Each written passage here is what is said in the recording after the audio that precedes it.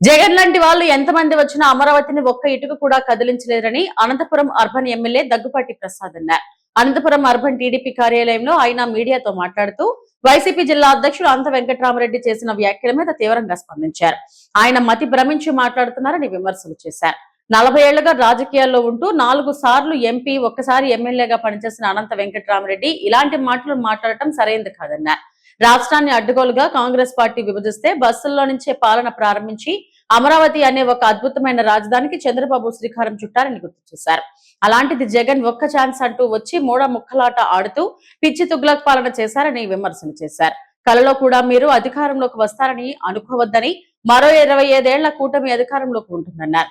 అమరావతిలో రైతులకు భరోసా కల్పించేలా చట్టబద్ధత కల్పిస్తున్నట్లు దగ్గుబాటి వివరించారు. రాయలసీమ గురించి మాట్లాడుతున్న అనంత వెంకట్రామరెడ్డి వైసీపీ హయాంలో ఏం చేశారో సమాధానం చెప్పాలన్నారు. జిల్లాకు కనీసం ఒక్క పరిశ్రమైనా వచ్చిందా అంటూ నిలదీశారు. చేతనైతే మీ సీనియారిటీతో విలువైన సలహాలు ఇవ్వాలి, కానీ ఇలా బురద చల్లడం సరికాదని ఎమ్మెల్యే దగ్గుబాటి హితో పలికారు. అనంతపూర్ గురించి వెంకటరామరెడ్డి గారు మాట్లాడుతూ ఉన్నారు. అయ్యా వెంకటరామరెడ్డి గారు, మీ 5 ఏళ్ల కాలంలో అనంతపూర్ జిల్లాలో ఒక ఇండస్ట్రీ వచ్చిందని చెప్పేసి దొమ్మల మీద చేసుకొని చెప్పండి ఎక్కడన్నా కానీ. మాట్లాడేటప్పుడు ఆలోచించుకోవాలి వెంకటరామరెడ్డి గారు. ఒక ఇండస్ట్రీ అనంతపూర్ జిల్లాలో మేము పెట్టామని చెప్పేసి ఒక ఇండస్ట్రీ చూపించండి. 2014-19లో కియా పరిశ్రమ ఏర్పాటు చేస్తే దాదాపు 50,000 ఉద్యోగాలు అనంతపూర్ జిల్లా ప్రజలకి లబ్ధి చేకూర్చింది. ఘనత మా ముఖ్యమంత్రి నారా చంద్రబాబు నాయుడు గారిని చెప్పేసి తెలియజేస్తాను. మళ్ళా 2019లో అధికారంలోకి వస్తే మీ ఎంపీ ఒక ఆయన కియా పరిశ్రమల్ని బెదిరిస్తే అనుబంధ సంస్థలని దాదాపు 60-70 ఇండస్ట్రీస్ పారిపోయే పరిస్థితి. ఆ రోజు మీకు కనిపించట్లేదా? కానీ ఈరోజు మేము డెవలప్మెంట్ వైపు వెళ్తూ ఉంటే, అనేకమైన ఇండస్ట్రీస్ అనంతపూర్ జిల్లాకి తీసుకొస్తూ ఉంటే మీరు ఈరోజు అమరావతి గురించి మాట్లాడుతూ ఉన్నారు. అమరావతిని చట్టబద్ధత చేసి ఎవరే కానీ ఒక ఇటుక కానీ కదిలించలేని పరిస్థితి ఖచ్చితంగా తీసుకొస్తున్నామని చెప్పేసి మీకు తెలియజేస్తున్నాం. మీరు ఎన్ని మాట్లాడినా, మీ నాయకుడు ఎన్ని మాట్లాడినా అమరావతిని ఇంచుగాని కదిలించలేరు. ఇది గుర్తుపెట్టుకోండి.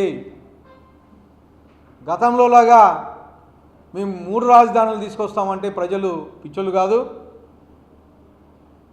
అలా చెప్పిన దానికి ఈరోజు 11 సీట్లు ఇచ్చి మాత్రమే నీకు ప్రతిపక్ష హోదా లేకోకుండా నువ్వు కేవలం పులివెందుల ఎమ్మెల్యేగానే మిగిలిపోయినావని చెప్పేసి తెలియజేస్తా ఉన్నాను. అలాగే అనంతపూర్ జిల్లాకి అనేకమైనటువంటి ఇండస్ట్రీస్ వస్తున్నాయి. ఈరోజు సోలార్ ఇండస్ట్రీస్, గతంలో విండ్ మిల్ ఇండస్ట్రీస్ వచ్చాయి. అలాగే ఆటోమొబైల్ ఇండస్ట్రీస్ వస్తున్నాయి. కియా ఆధారిత ఇండస్ట్రీస్ 60-70 ఇండస్ట్రీస్ త్వరలో రాబోతున్నాయి. ఇవే కాకుండా రాయలసీమ హార్టికల్చర్ హబ్గా మా ముఖ్యమంత్రి నారా చంద్రబాబు నాయుడు గారు డెవలప్ చేస్తూ ఉన్నారు. ఖచ్చితంగా వచ్చే 3 ఏళ్లలో భారతదేశంలోనే అనంతపురాన్ని, రాయలసీమని హార్టికల్చర్లో ప్రప్రథమంగా మా ముఖ్యమంత్రి నారా చంద్రబాబు నాయుడు గారు చేస్తారని చెప్పేసి తెలియజేయడం జరుగుతూ ఉంది. ఖచ్చితంగా అనంత వెంకటరామరెడ్డి గారు ఆలోచించండి. మీరు ఒకసారి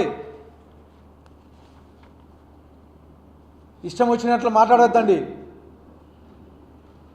డెవలప్మెంట్ మీద మాట్లాడండి, సహకరించండి, అవసరమైతే సలహాలు ఇవ్వండి. ఖచ్చితంగా మేము స్వీకరిస్తాం. మీరు సీనియర్ శాసనసభ్యులు, పార్లమెంట్ సభ్యులు, 40 ఏళ్ళ ఎక్స్పీరియన్స్ ఉండే మీరు కానీ ఇలా మాట్లాడితే రాజకీయాలు మళ్ళా చేసుకుందాం. మనం